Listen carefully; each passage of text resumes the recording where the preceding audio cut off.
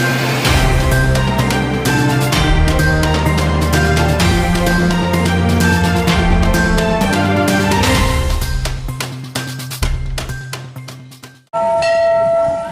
तालुक्यातील घंगळदरे येथील वर्सुबाईची देवी अतिशय जागरूक देवस्थान आजच्या यात्रेला हजारो भाविकांनी दर्शन घेतले।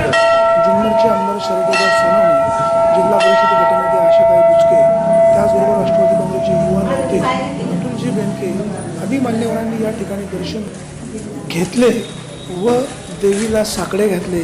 यावर्षी जुन्नर तालुक्यामध्ये दुष्काळी परिस्थिती आहे।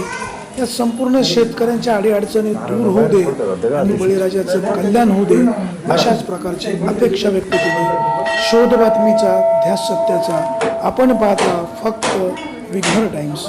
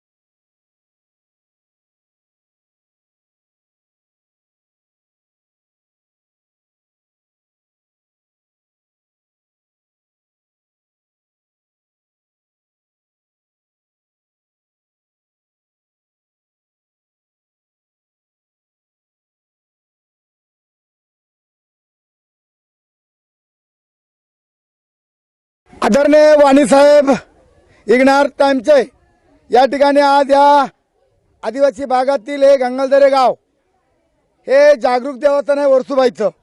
आणि म्हणून या ठिकाणी अनेक वर्षापासून वार्ड बदलांचं आम्ही बघतोय। आम्ही लहानपणापासून वर्सुबाईच्या यात्रेला आम्ही जायचं, तिथं आखाडा भरतोय, सगळ्या प्रकारचं वर्सुबाईला यात्रा भरते, परंतु इथनं काठी गेल्याशिवाय वर काही कार्यक्रम होत नाही। अशा प्रकारे दोन्ही देवस्थान आहेत आणि वर्सुबाई घंगळदरची इथून वाघावर बसून गेले अशा प्रकारची जुने वाडवडील आमचे सांगतात। आणि म्हणून वाणी साहेब या ठिकाणी हा परिसर आहे, डोंगरातला परिसर आहे आणि ही वर्सुबाई एवढं जागृतान देवस्थान आहे की जुनी आमचे वाडवडील असे काठी ह्या डोंगराने वर काठी न्यायचे, अजूनही बी डोंगराने तीवर तरुण मंडळी जातात आणि अशा प्रकारचं एक चांगल्या प्रकारचं मंदिर या ठिकाणी आहे। आणि म्हणून या गावचे सरपंचांचे मिस्टर आमचे मित्र बाळूसाहेब तळपे असतील, हे आमचे सर्व वयोवृद्ध आमचे नातेवाईक आमचे मतदार असतील आणि म्हणून या ठिकाणी आता आम्ही या ठिकाणी आता या देवीचं दर्शन घेतलेलं आहे। आता वर आमच्या भजनांच्या स्पर्धेत या ठिकाणी सुकाळेड्याचे मंडळी त्या ठिकाणी सुकाळेडे ग्रामपंचायतचे त्या वरच्या वर्सुबाईचा यात्रेचा कार्यक्रम करतात। इथला कार्यक्रम यातले घंगळदरचे स्थानिक लोक करतात। माझ्यासोबतातले सर्व हे आदिवासी भागातील कार्यकर्ते, सरपंच, उपसरपंच, सर्व कार्यकर्ते घेऊन खऱ्या अर्थानं मी आता वर्सुबाईसाठी जाणार आहे।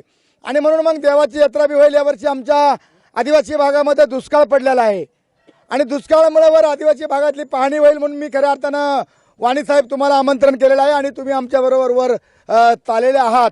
या ठिकाणी समोर दिसतं हे धरण आहे, प्रत्येक ठिकाणी मग पाझर तलाव असेल काय असेल हे धरण या ठिकाणी बांधले।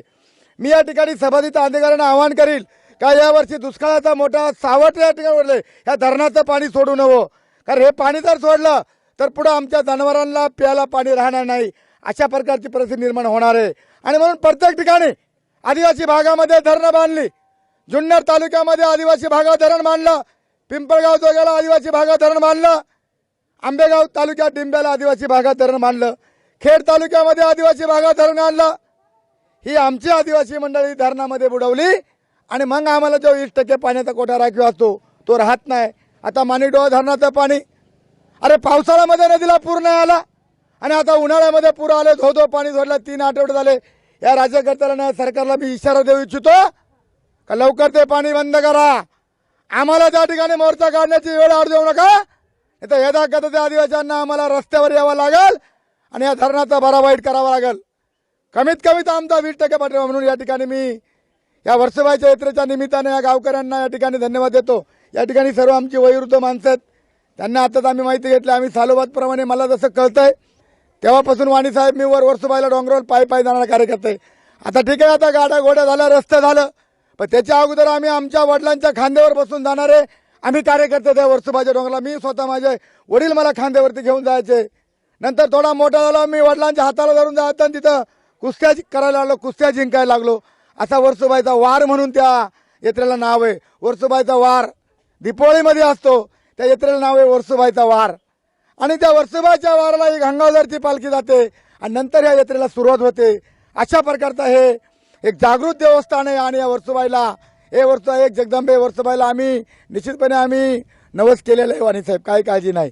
आमच्या अडीअडचणी आम्ही त्या ठिकाणी मांडत असतो आणि हे जागृत देवस्थान आहे. आणि म्हणून खऱ्या अर्थानं आता आम्हाला सर्व कार्यकर्त्यांना या ठिकाणी या विभागातील सरपंच असतील, उपसरपंच असतील, सर्वांना घेऊन मी वर जाणार आहे. त्या ठिकाणी आपण तिथं काही भजनांच्या स्पर्धा आहेत. या ठिकाणी या विभागातील सर्व भजन मंडळी त्या ठिकाणी जमतात, त्यांनाही आम्ही त्या ठिकाणी शुभेच्छा देणार आहेत. आणि म्हणून या जागृत वर्सोबाईच्या देवीला मी नतमस्तक होतो. आणि तमाम माझ्या आदिवासी बांधवांच्या वतीनं मी या देवीचं दर्शन घेऊन निश्चितपणे पुढील भविष्य काळामध्ये वाटचाल करत असताना निश्चितपणे हे मला या आदिवासी भागातील सर्व देवदेवतांचं एक जागृत देवस्थानांचं सर्वांचं मला आदर आहे. आणि म्हणून मी कितीही कार्यक्रमातला काही असलं तरी शक्यतो मी या देवस्थानांना कधी टाळत नाही, कधी विसरत नाही. हे दर्शन घेऊन यांना स्मक्त होऊन खऱ्या अर्थानं आम्ही पुढील वाटचाली करत असतो. आणि म्हणून वाणी साहेब, तुम्ही इग्नास टाईमचे वाणी साहेब आहात.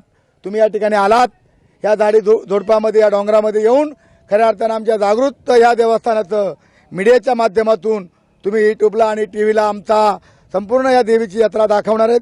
आता इथून आपण सुरुवात केली. अजून आता वर कुस्त्यांचा आखाडा आहे, भजनांच्या स्पर्धा आहेत. आणि नुसतं हे जुन्नर तालुका नाही, मुंबई असेल, पुणे असेल, संपूर्ण महाराष्ट्रातून या देवीला मानणारी माणसं नवस करतात. ते नवस फेडण्यासाठी या ठिकाणी येतात. महिला मंडळांची मोठ्या प्रमाणामध्ये उपस्थिती राहते. आपण वर पाहालात. आधीच काय न बोलता निश्चितपणे या वर्सोबाईला मी नम्र आवाहन करतो का हे देवी निश्चितपणे आम्हाला सुखी समाधानी ठेव, आमच्या या येणाऱ्या दुष्काळाला सामोरं जा, अशा प्रकारची मी देवीला सर्व माझ्या या भाविकांना सुखी ठेव